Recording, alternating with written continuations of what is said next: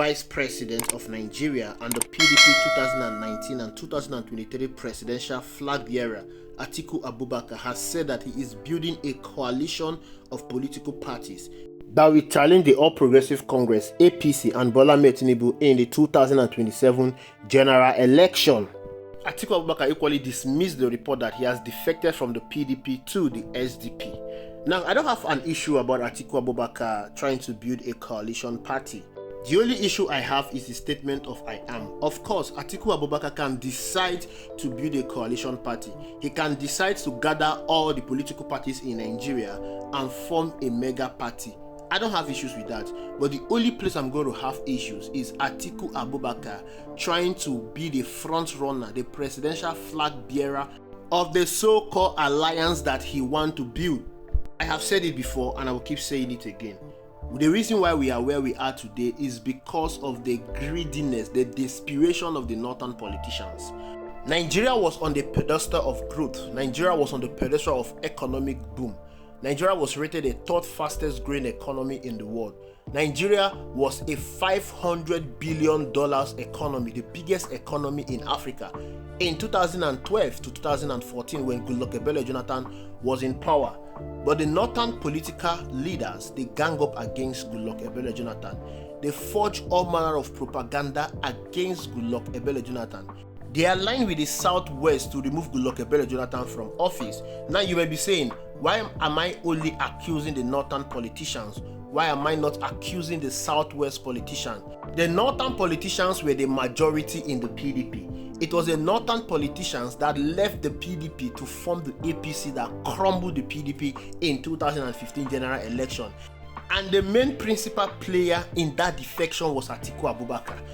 You have Kwankwaso, you have Dugara, you have Saraki, you have Aminu Tambowa and others. These were key principal players in the PDP. If these guys had remained in the PDP, APC would not have had a headway in leading this country. Atiku Abubakar was very instrumental in sponsoring the APC. He invested so much money in the APC in the hope that he would have been given the presidential ticket. But no, APC wanted someone with a clout. APC wanted someone with northern popularity. APC wanted someone with the northern vote. And of course, Atiku Abubakar does not have that clout and the northern popularity. Buhari has the northwest and some part of the northeast on a lockdown. In the 2011 general election where he contested against Goodluck Jonathan, President Muhammadu Buhari got 12 million votes.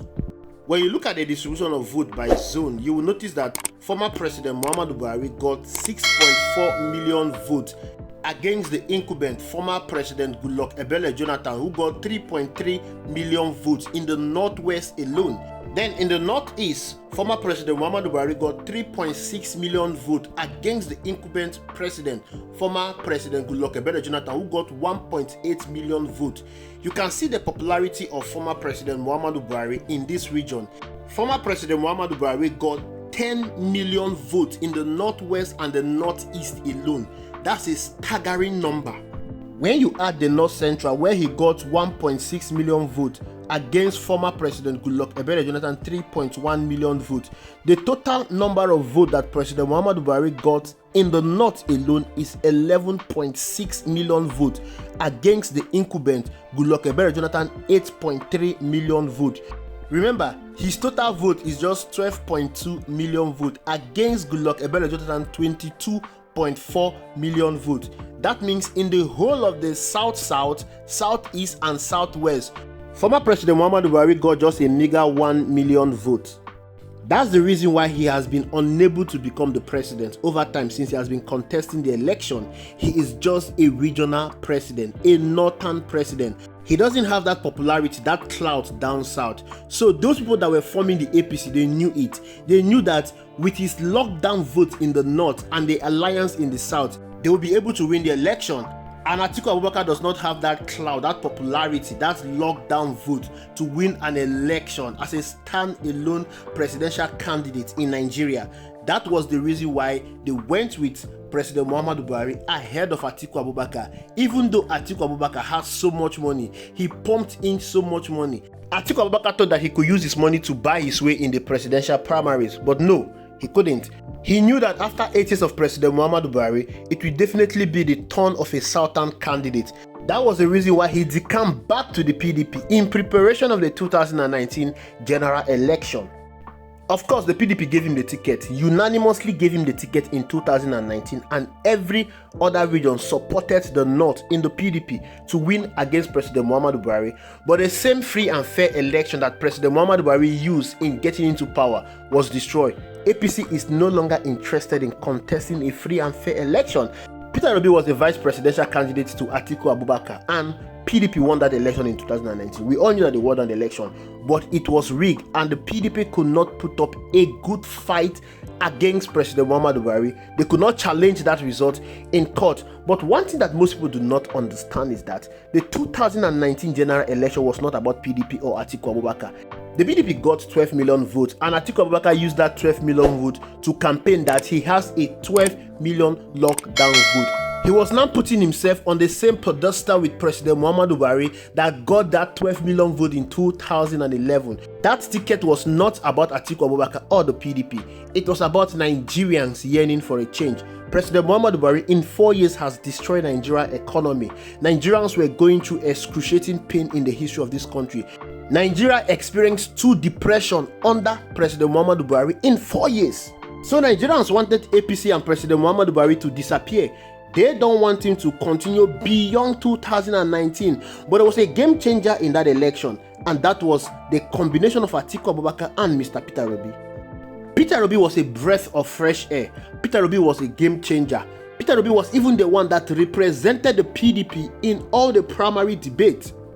Of course, we could not forget how he made the Vice President Osinbajo to stutter in a debate. The famous "we are where we were, we are where we were." But alas, Atiku Abubakar, with his northern mindset, thought that that 12 million vote belongs to him. Now, there was a proceeding to the 2023 general election. Nigerians were yearning for a change. President Muhammadu Buhari has completed his 8 years in office. Nigerians wanted to rewrite the wrongs they made in 2015 general election by voting in APC and President Muhammadu Buhari. Even before the commencement of the PDP primaries, Nigerians went on the street, besieged, begged PDP to give Mr. Peter Obi the presidential ticket. They promised PDP that they were going to win that election if they handed over the presidential ticket to Mr. Peter Obi. But the PDP was a transactional party. They cannot contest their primaries without transaction, without dollarizing it. And Atiku Abubakar was all over the place claiming that he got 12 million votes in the last election, forgetting that that 12 million vote does not belong to him. It belongs to that person called Mr. Peter Obi. Mr. Peter Obi left the PDP and joined the Labour Party. Atiku Abubakar inserted himself again as the leader of the PDP in the 2023 general election. That led to an internal crisis in the PDP. Nyesom Wike refused to be submissive to the PDP. Nyesom Wike ensured that he destroyed whatever is left of the PDP. And of course, with Mr. Peter Obi leaving the PDP to the Labour Party, it gave way for APC to brazenly rig the election and blame the result of Bola Ahmed Tinubu on the split between Atiku Abubakar and Mr. Peter Obi. Now we have an opportunity in 2027 to unite again and form a mega party, a coalition. Yet Atiku Abubakar wants to front himself again as the coalition leader. He wants to front himself again as the presidential candidate.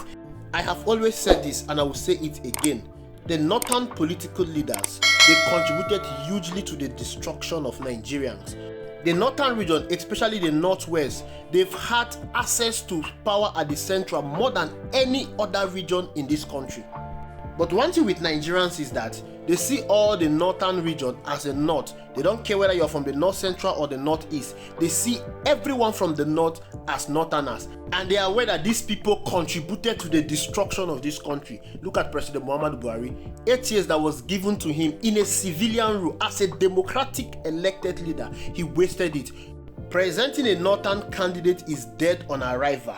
Most Nigerians will not vote for a northern candidate. They will prefer to allow Bola Ahmed Tinubu to continue than to allow a northerner to rule Nigeria again after President Muhammadu Buhari has ruled for 8 years. And again, the last election has proved that the northern region does not have that so-called power to make someone the president. All those things were just might. They need that collaboration with the South. I am sure Atiku Abubakar is aware of this. I am sure he knows that he cannot become president of the Federal Republic of Nigeria. I am sure he knows that the South will not support him to become the president. He's aware of this. But Atiku Abubakar is someone that is consumed by his own personal ambition. Atiku Abubakar is someone that is consumed by his own greed to become the president. And whatever calculation, whatever thing they are doing ahead of the 2027 general election is for their own selfish benefit.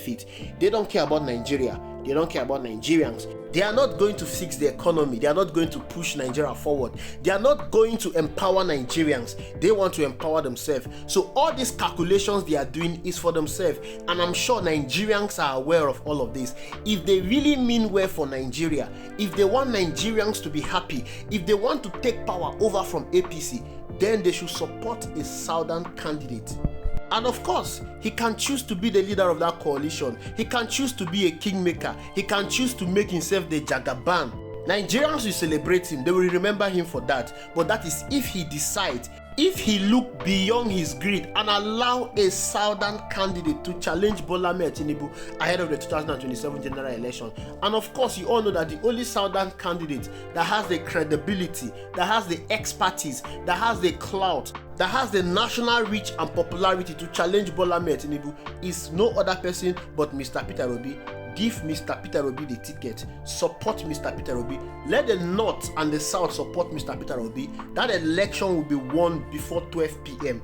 Bola Ahmed Tinubu, APC, the judiciary, the National Assembly combined together will not be able to rig that election. It will be an easy sale of victory for Mr. Peter Obi.